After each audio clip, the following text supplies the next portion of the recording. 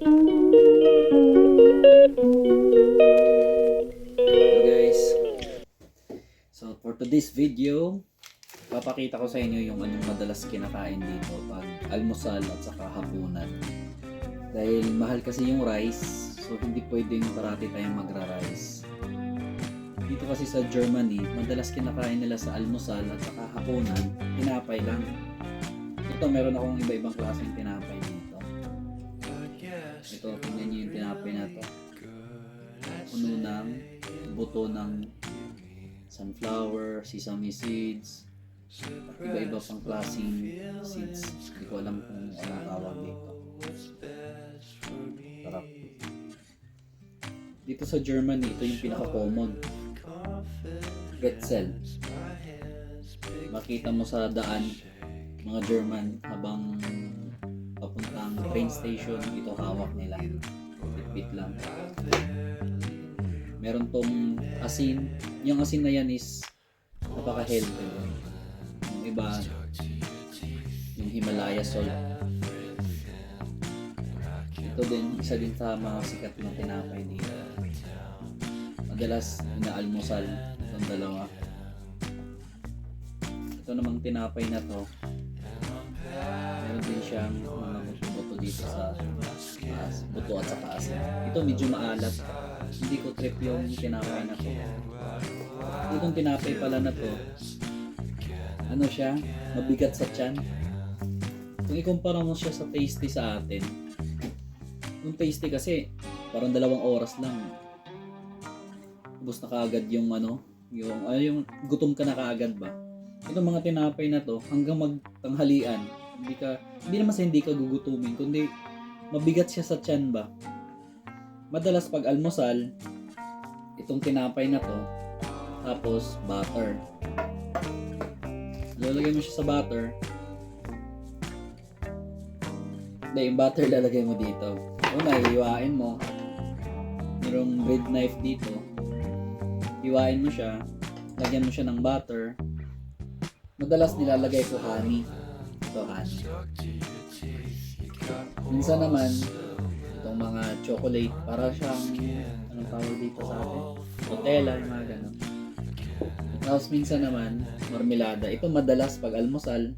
Doon sa trabaho namin, mga pasyente namin, kumakain parati ng marmelada o yung tinatawag sa ating jam. Pero itong jam na to, napaka-healthy rin. Galing sa iba-ibang berries. Merong jam na yung strawberry jam, mga ganyan. Meron din dito. Madalas ito sa almusal. Jam, honey, or hazelnuts. Parati siyang may butter. Parang hindi kompleto sa kanila pag wala pong butter. Kaya almusal, hapunan, meron yan butter.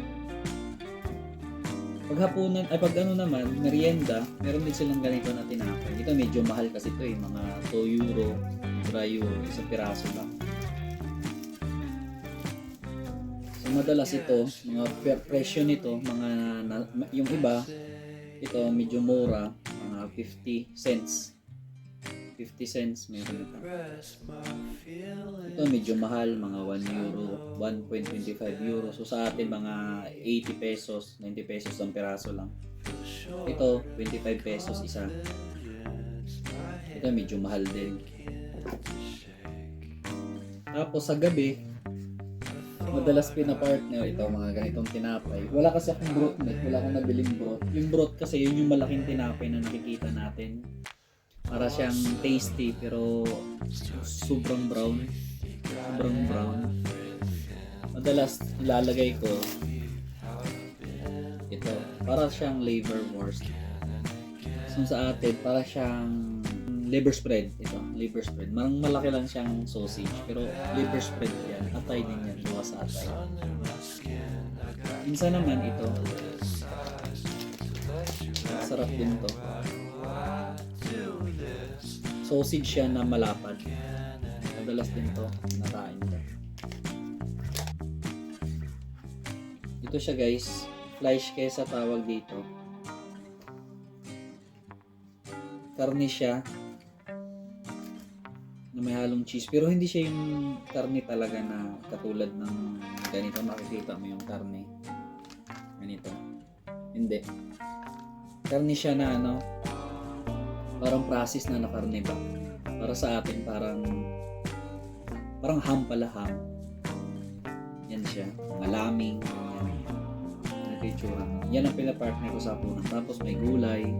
Dito kasi itong lara na malaki, gulay to sa kanila eh. Yun bang direct siyang kainin, hindi na niluluto.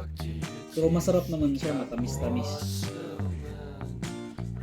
Meron pang iba gusto ng mga kamatis at saka cucumber, yun yung pinapartner nila sa gabi. Tapos parating tsaa, iba-ibang klaseng tsaa dito. Ito yung tsaa na gusto ko eh.